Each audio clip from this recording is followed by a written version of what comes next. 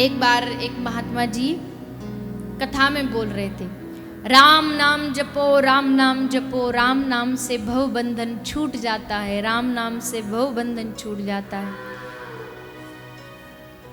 तो एक विप्र ब्राह्मण वहां बैठे थे, गुरुजी के शिष्य, उन्होंने ये बात रट ली और वो जहां भी जाते सबको यही कहते, राम नाम से भव बंधन छूट जाता है, राम नाम से भव बंधन छूट जाता है।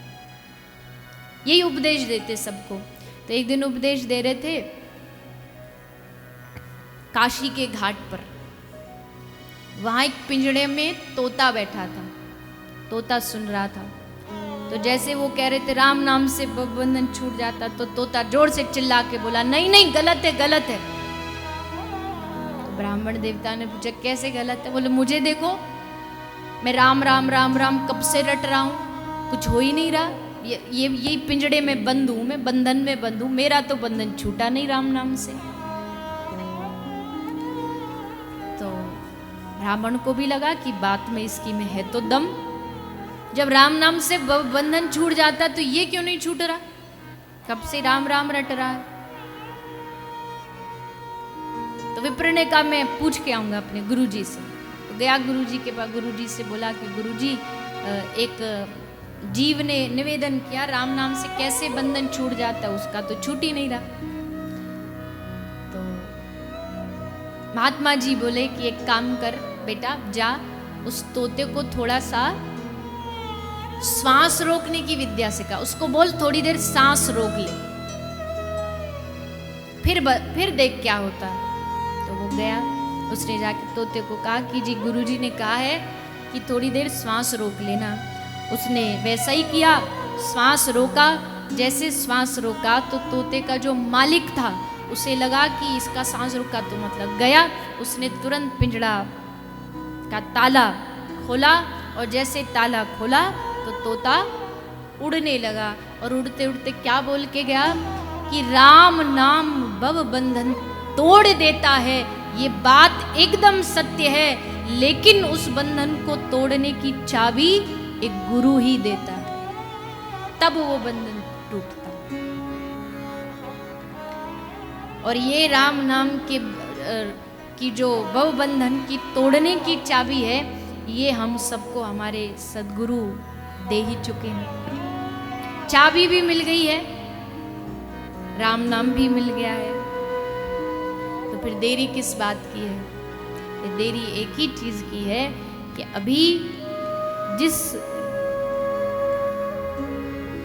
रूप से नाम लेना चाहिए अभी वो आरंभ नहीं हुआ, अभी वो शुरू नहीं हुआ। जिस दिन वो शुरू हो जाएगा, चेतो दर्पण मार्जनम, श्री चैतन्य महाप्रभु कहते हैं शिक्षाष्टकम में कि तुम्हारे चित्त के सारे मैल को, दर्पण को मांझ देगा कृष्ण नाम, भगवान नाम। जैसे पानी में नमक डालो तो नमक क्या होगा, क्या होगा? पानी में घुल जाएगा। राम नाम पानी है और हमारे जो छोटे मोटे पाप हैं वो नमक है। राम नाम, भगवान नाम लेने से हमारे जितने अशुभ हैं, अपराध हैं, भगवान सब कुछ नष्ट कर, सब भूल जाएंगे राम नाम के सहारे, भगवान नाम के सहारे।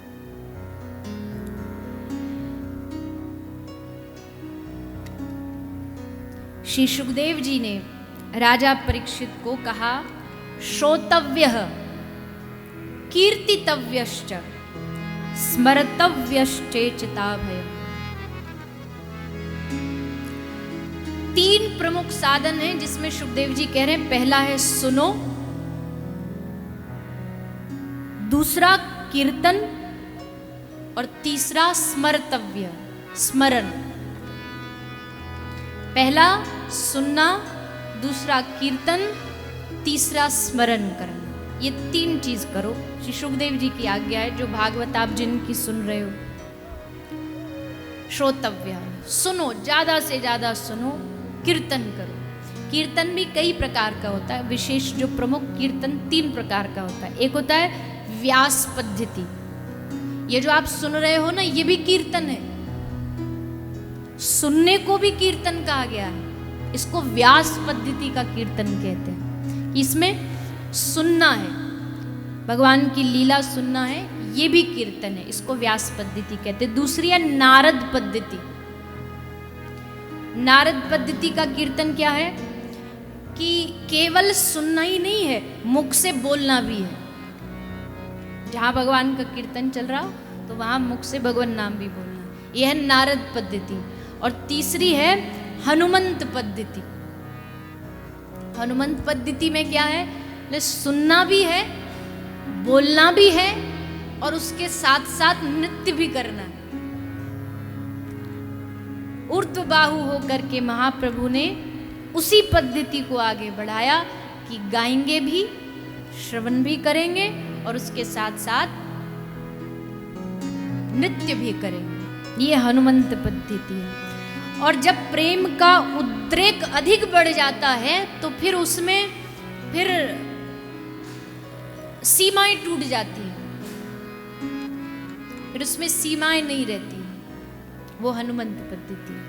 तो ये 3 प्रकार की पद्धति का कीर्तन है। इस कीर्तन को करो, ज्यादा से ज्यादा करो। आजकल लोगों की सब चीजों में निष्ठा है।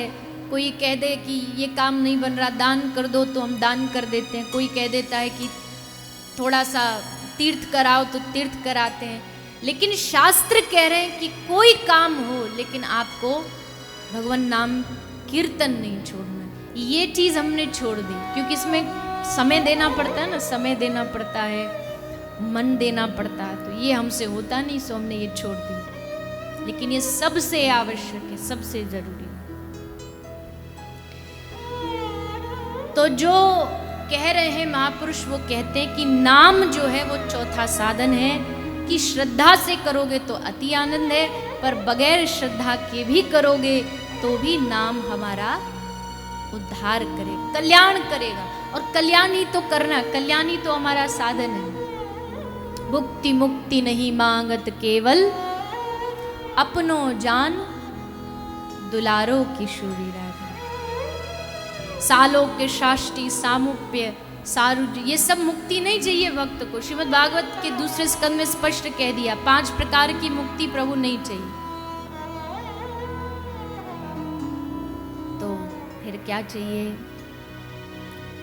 कि ऐसी कृपा हो जाए कि करना भी ना पड़े, कोशिश भी ना करनी पड़े, और जिव्या अपने आप कृष्ण कृष्ण राधा राधा कहने लग जाए। सोचिए कितनी अच्छी स्थिति होगी ना वो, जब करना नहीं पड़ेगा। सोच के भी मन एकदम प्रसन्न हो जाता है। ऐसी स्थिति कभी आ जाए कि कोशिश ना करनी पड़े और चलना शुरू हो जाए अपने आप। रात को सो रहे हैं और सोते सोते अचानक से आँख खुले तो सुनाई दे कान में कि मुख से चल रहा है हरे कृष्ण कृष्ण कृष्ण हरे हरे, श्री राधे श्री राधे। सुन के ही कितना अच्छा लगता है। जब हो जाएगा तो सोचिए कितना, कैसे होगा। जिनका ये हो चुका है उन लोगों के चरण पकड़ के बैठ जाए कि जी आप ही कुछ करो हम पर, कि हमारी भी यही स्थिति हो जाए, हमको भी हरि नाम का रंग लग जाए, हमको भी भगवान नाम का रस लग जाए। ऐसा रस चढ़े कि मीरा का है कि सूरदास जी का, धोबिया धोए चाहे सारी उमरिया, शाम पिया मोरी रंग दे चुने। लाख लोग प्रयास करेंगे। जब आप थोड़ा थोड़ा भक्ति में बढ़ोगे तो आपको समझाएंगे, अरे ये सब क्या चक्कर में पड़ रहे हो।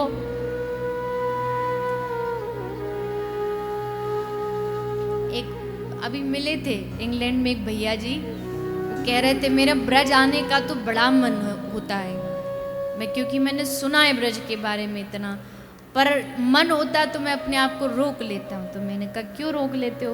बोले मैंने ये सुना है कि एक बार जो ब्रज जाता है ना, फिर उसको भगवान वापस नहीं आने देते, इसलिए मैं रोक लेता हूँ। कि मेरे संग ऐसा हो गया तो, अरे हो गया तो इससे बड़ी बात क्या होगी कि ठाकुर जी आपको ब्रज में बुलाएं और फिर यहाँ का दरवाजा ही बंद करे, देखिए अब नो एग्जिट।